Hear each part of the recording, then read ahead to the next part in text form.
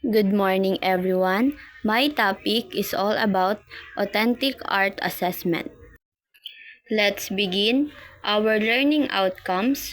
First, understand the importance and of how to implement diagnostic, formative, and summative types of assessment.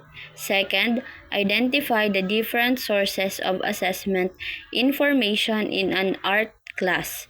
Third, create and use rubrics for performance-based assessment. Think, art assessment can vary among schools, program, and grade levels of students. Assessment is a systematic and continuous process of gathering qualitative and quantitative data designed to inquire, demonstrate, and improve student learning, according to Menkowski 1999. Ideally, younger students in the primary level are seldom graded numerically, especially in progressive schools. Assessment in children, especially in kindergarten to grade 1, should be focused on evaluating attitudes, discipline, effort, and interest they give in the process of creating arts. For this slide, art assessment differs across schools, program, and grade level, and its core. And it is a systematic and continuous process of collecting both qualitative. Pag qualitative, it is descriptive, and pag quantitative, it is numerical to understand and improve student learning. As defined daw by Menkowski 1999, assessment is not just about grading. It is about inquiring into how students learn, demonstrating what they can do, and guiding their development over time.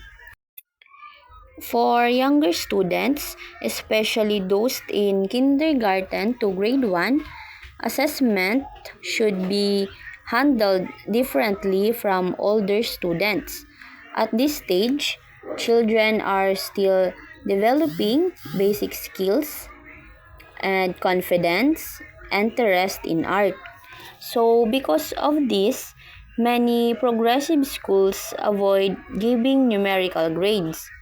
Instead, they focus on the learning process rather than the final product. Why avoid numerical grades for young children? So, bakit nga ba natin iiwasan ang numerical grades for the young children? So, first dyan is young learners are still exploring and experimenting. So, ang mga bata dito sa numerical grades or sa mga lower grades is more on exploring and experimenting. Strict grading can discourage creativity. So, kung tayo ay mag-i-strict sa ating pag-grade, so nadi-discourage sila sa kanilang creativity. So, second, children develop at different rates. So, comparing them using numbers may not be fair. And third, numbers do not fully capture important aspect like effort or enthusiasm. So, what should be assessed instead? So, ano nga ba yung kailangan nating i-assess?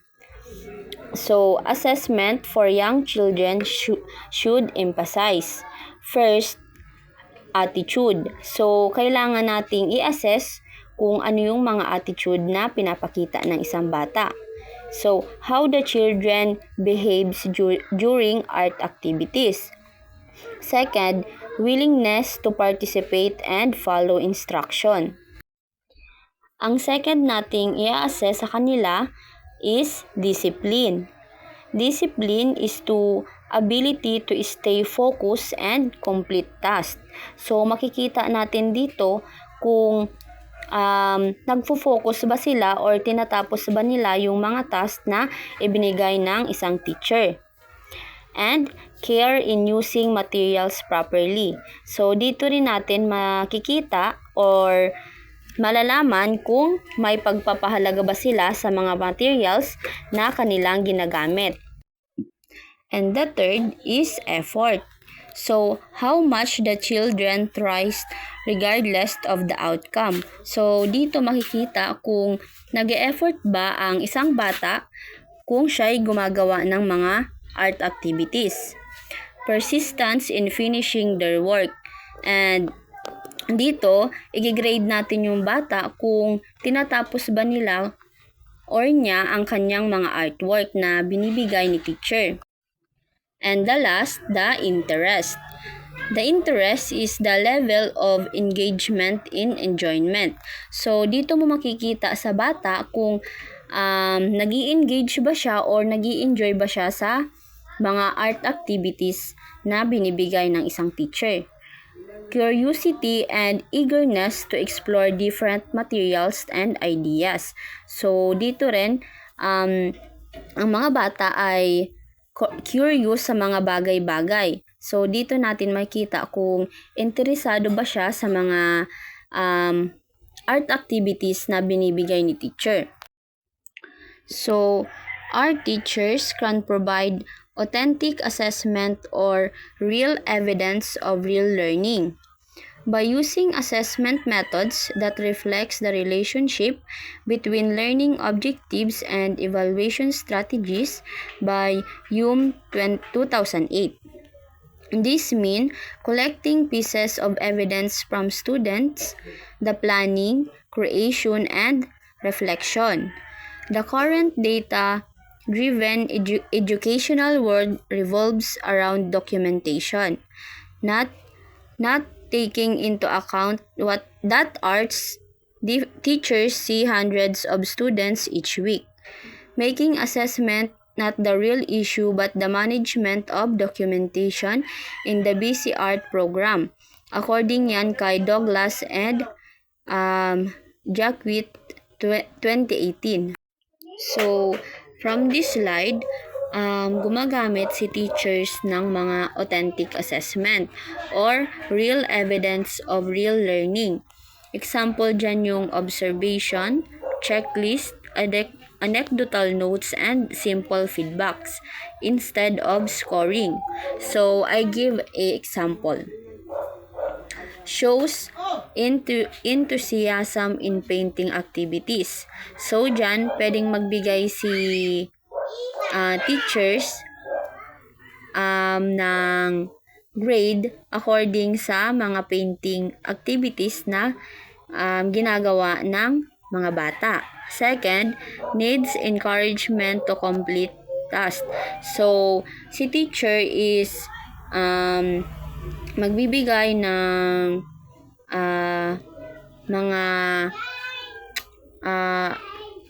mga bagay na pwedeng mag-encourage sa mga bata na makomplete yung task. Third, carefully use crayons and share materials with others.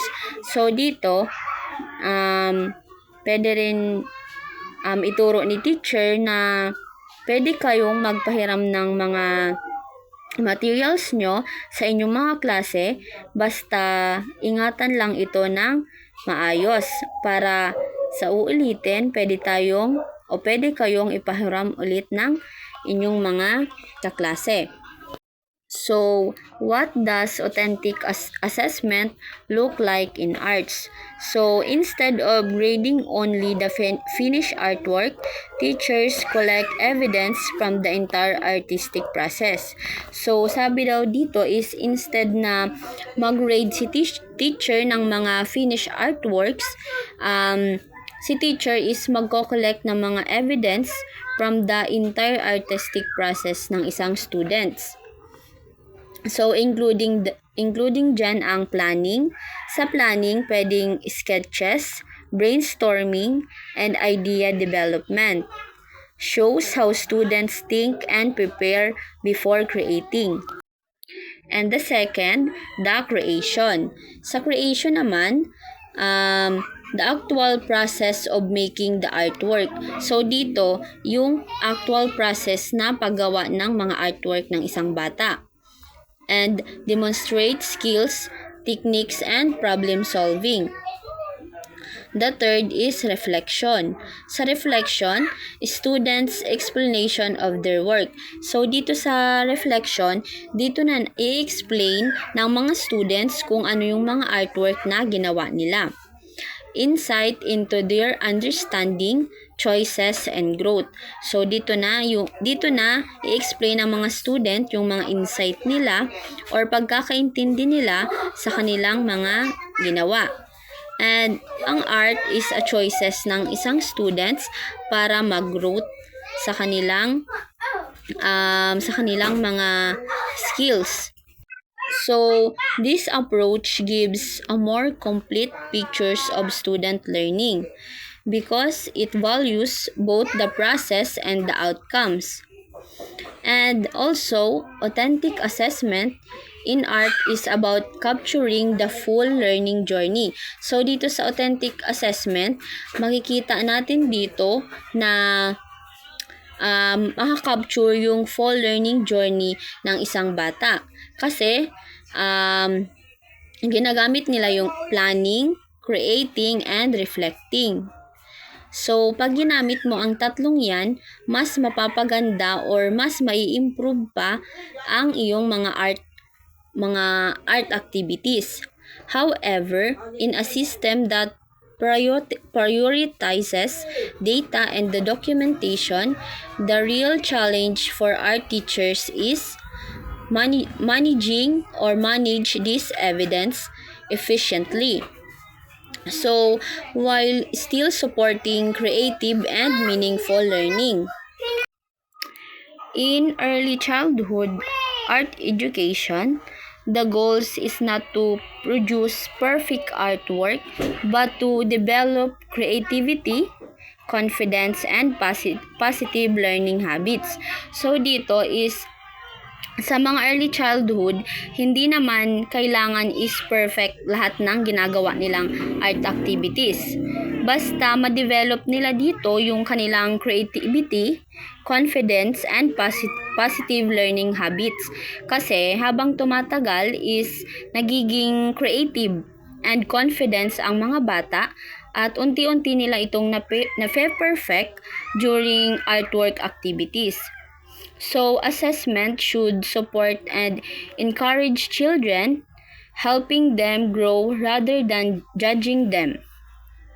So, tutulungan natin or ang assessment ay tumutulong sa mga children na ma-encourage ito using art activities. At kailangan nating tulungan silang mag-grow rather na i-judge natin sila. Siyempre, mga elementary pa lang sila, kailangan nila ng mga gabay natin.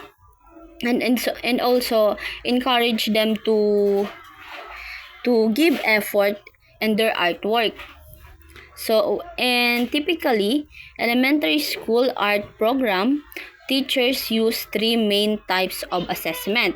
So, dito ay matatalakay natin ang 3 main types of assessment. The first is diagnostic, second, the formative, and third, the summative. So, each type serves a different purpose and happens at different stages of learning. So, dito natin malalaman kung ano ba yung mga stages na mga pinagdadaanan ng isang students or ng may mga talent sa artwork activities. So, together, they help ensure that teaching is effective and suited to students' needs. So, the following are types of assessment done in a typical elementary school's program. First is diagnostic assessment. Diagnostic assessment is done in the beginning of a class or a school year to determine students' readiness for the set of learning objectives. This helps teachers gauge the level skills and knowledge the students have so they can adjust the lesson accordingly.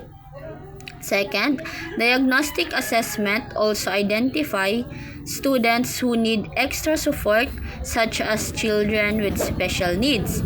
This is very important in teaching are to children because it helps the teacher become aware of the actual conditions, interests, and motivation of the students in the class that in turns he or she can use to maximize learning and teach efficiently. This can avoid frustration and disappointment, especially if the prepared lessons was not fit to the actual realities, interests, and needs of the class. So, in diagnostic assessment, ang ating tatandaan lang, ang diagnostic assessment is before learnings begin. So, dito nagsisimula ang bata na matuto. So, this type of assessment is done at the beginning of the class or school year. So, ang purpose ng diagnostic assessment is first to determine students' readiness for the lesson, to identify their existing skills, knowledge, interest, and abilities, and also to recognize students who may need additional support such as those with special needs. So, dito sa diagnostic assessment is dapat ma-recognize natin yung mga students na kailangan ng additional support and yung mga students na may mga special needs. So, bakit nga ba importante ang diagnostic assessment in arts? So, in art education, students come with a different levels of exposure and creativity. So, in diagnostic assessment, helps the teachers to understand students' interest and motivation. And dapat we adjust the lesson to match their actual abilities. So, kailangan nating mag-adjust para mag-match yung mga kanilang actual abilities sa kanilang school grade or sa kanilang mga grade or age. Third, plan activities that are appropriate and engaging. So, dito, kailangan nating magplano ng mga activities na appropriate sa kanila at dapat engaging ito para mas lalo silang ganahan sa kanilang mga ginagawa. So, why it matters? So, bakit nga ba ito mahalaga? Without this step, lessons may be too easy or too difficult, leading to frustration, boredom, or lack of interest. Proper diagnosis ensures that teaching is relevant and effective. So, sabi daw, without this step, without diagnostic assessment, so, ang lesson natin is maaring madali or maaring mahirap.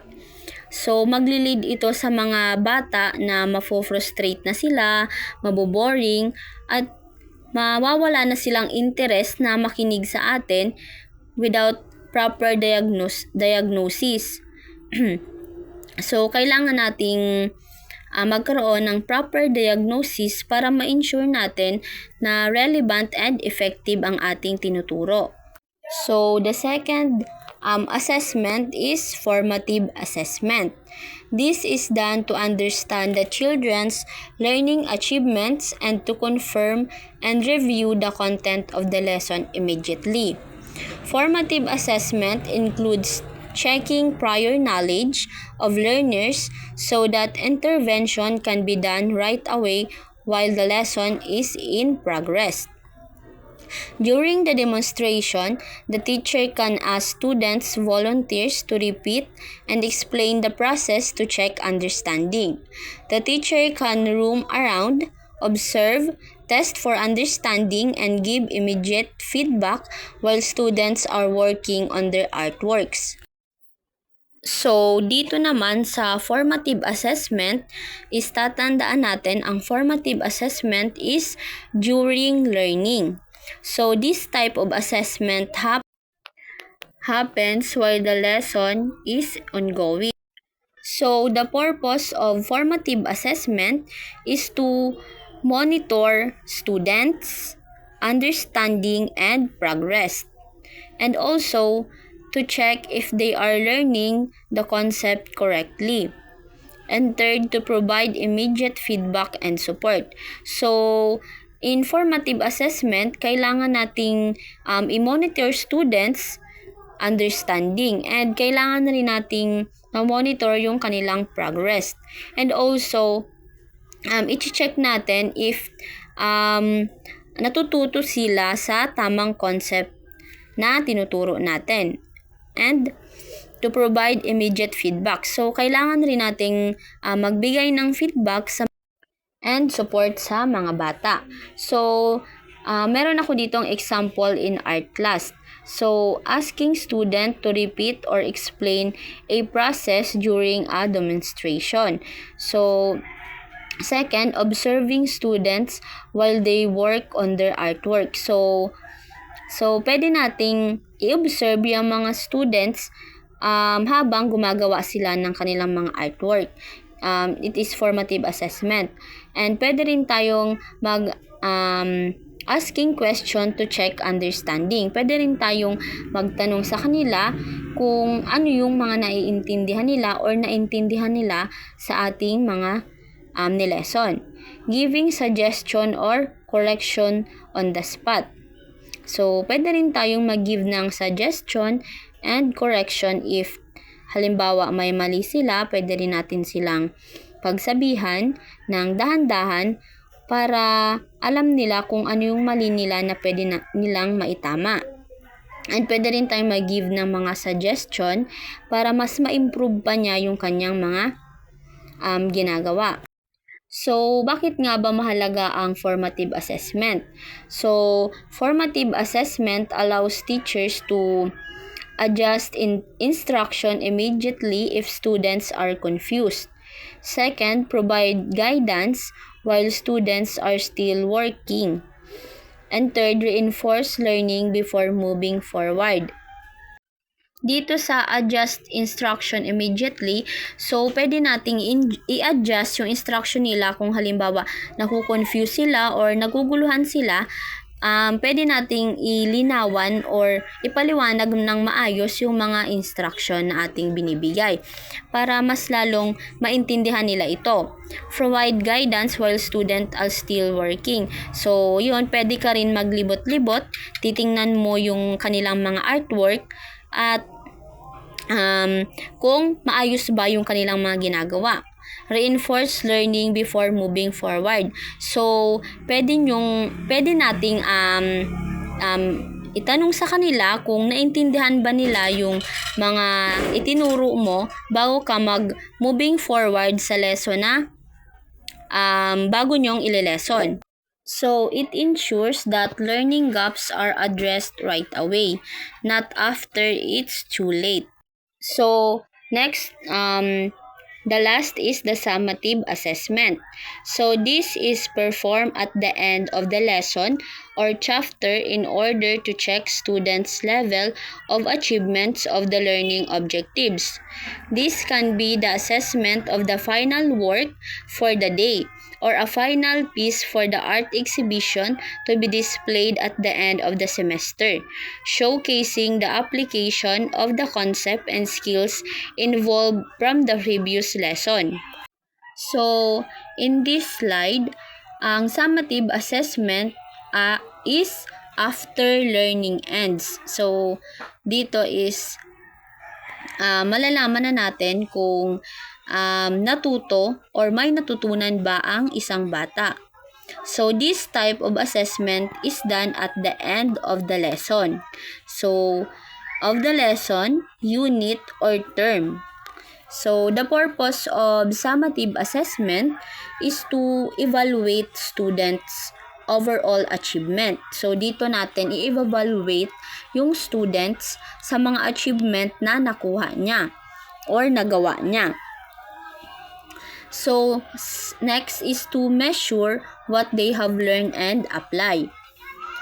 So, I have an example of summative assessment in arts. So, grading the final artwork for the day. So, dito, pwede nating i-grade yung mga students sa kanilang final work for the day. So sa araw na ito, so pwede nating bigyan sila ng mga art activities and final artwork. So, assessing a major project or portfolio. So, dito, i-assess mo na yung mga project na ginawa or mga portfolio na ginawa ng iyong mga students. Third is evaluating artworks displayed in a school art exhibition. So, dito, i-evaluate mo na yung mga artwork na naka-display sa inyong school or yung mga art exhibition na ginawa nila. So, bakit nga ba importante ang summative assessment in arts? So, summative assessment is how well students can apply skills and concept learned, their progress over time, and their ability to produce a finished piece of work. So, dito natin may evaluate yung mga bata sa kanilang mga finished product or finished artwork na ginawa. So, dito natin makikita kung nag-effort ba sila, binigyan ba nila ito ng oras, dahil makikita natin dito yung mga finished artwork na nila. So, dito pwede mo na siyang ma-evaluate dahil sa kanyang mga ginawa. So, take note, in art education, using all three ensures that teaching is responsive, supportive, and meaningful, helping students grow creatively and confidently. So, dahil sa tatlong assessment na ito is ang mga may ensure natin that the teaching is responsive, supportive, and meaningful. So, in summary, these three types of assessment work together. The diagnostic is to understand where students are starting. Sa formative, guide and improve learning using the process. Summative, evaluate what students have achieved at the end. So, in art education, using all three ensures that teaching is responsive, supportive, and meaningful, and to helping students grow creativity and confidently. So that's all. Thank you for your listening.